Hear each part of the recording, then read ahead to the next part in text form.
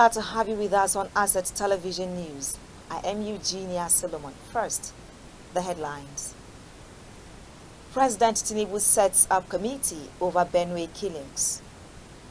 There won't be new parties before election, says INEC. NERDC boss says new curriculum for basic secondary education coming soon. In other news, in detail. President Bola Tinubu has set up a committee to help restore sustainable peace to Benue State following last Friday's massacre in Yelwata community in Guma local government area of the state, which saw around 200 people killed. Members of the peace committee selected by the president include former military governor of Benue State, General Atonkbera retired Samuel Otom, Senators George Akume, Gabriel Suswam, and all former governors of the state. The paramount ruler of Tiv Nation and chairman Traditional Council Benue State, Professor James Ayate, and paramount ruler of Idoma land, the Ochidoma, Dr. John Elaigu, are also on the team, advising the Benue State Governor Hyacinth Alia on the importance of stakeholders' engagement for peaceful and progressive governance. Tinubu urged the governor to champion the activities of the Peace Committee, which also includes federal officials and non-indigenes living in the state. Meanwhile, former presidential candidate of the Labour Party, Peter Obi, has criticized President Bola Tinubu's recent visit to Benue State, describing it as lacking compassion and failing to reflect the gravity of the tragic loss of lives. Obi, in a post on his official X handle, expressed disappointment over the president's conduct during the visit, saying it resembled a political rally rather than a condolence trip to a grieving community. He, however, lamented that the president's appearance and the atmosphere in Benue did not reflect mourning, but rather celebration. Obi condemned the decision by the Benue State Governor to declare a public holiday for the visit, alleging that the day was used to organize fanfare instead of prayer or reflection. Now, Cross River State Governor Basi Otu's 2 years administration has been given a pass mark as he has repaired the dilapidated structures he inherited from past regime. This is the position of the State Commissioner of Information, Dr. Eramos Ekbang, during an interaction with the leadership of Cross River State Journalist Forum, CrossJof, on June 18, 2025 in Abuja. Dr. Erasmus Ekbang said Prince Basi Otu is focused on a recovery strategy aimed at restoring functionality, reclaiming lost assets, and laying the groundwork for sustainable development. Ekbang noted that Cross River State is celebrated for its tourism potentials and beautiful natural environment, but in recent years suffered visible decline as crumbling infrastructure, stalled government projects, and environmental degradation contributed to a general perception of stagnation. He said Governor Otu, unlike his counterpart elsewhere, has opted for a more strategic approach, focusing on completing and reviving existing projects, particularly those that had consumed large sums of taxpayers' money but failed to deliver expected returns. According to him, one of the first moves was to recover state-owned assets such as Tinapa Business Resort, which had been taken over by Asset Management Corporation of Nigeria, AMCON, and the Obudukatu Ranch, which had reportedly changed hands outside the public glare.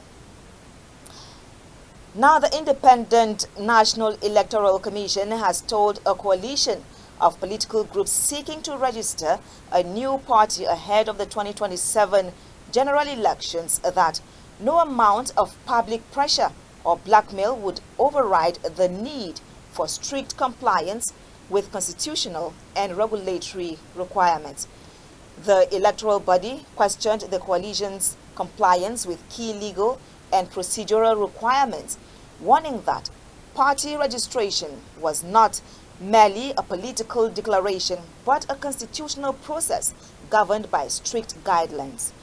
INEC also denied reports circulating online claiming the registration of two new political parties, the Independent Democrats and the People's Democratic Movement. Several opposition members had recently accused the electoral body of refusing to register new political parties, raising concerns about the inclusiveness of the electoral process. Now, Nigerian Education Research and Development Council, NERDC, is set to develop new curriculum for basic and secondary schools in the country. Professor Salihu Shehu made the disclosure when he received in audience management of Asset Television and Daily Asset newspaper led by Dr. Cletus Acquire. He said the last curriculum was updated 15 years ago and has become outdated, bearing recent developments across the world. In the Nigerian Education Research and Development Council is that in tune with the transformation agenda of the present administration led by His Excellency President Bola Ahmed Tinubu, we are undertaking a review of the curriculum. As it were, the curriculum need to be reviewed after some time, normally after a period of 5 years.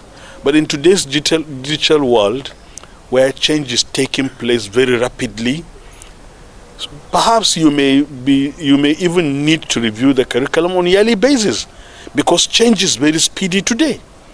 So we're now undertaking the review of the curriculum, which is something that was never done for over a period of over 10 years. Professor Shehu further dispelled rumors making the rounds that publishers and authors lobby the council to have their publications listed among books included in curricula. No, we are always guided by our own mandate, and we are guided by our own, standards, and therefore, even if some people may wish to lobby, we'll stand by our own mandate and our own standards. We cannot be compromised.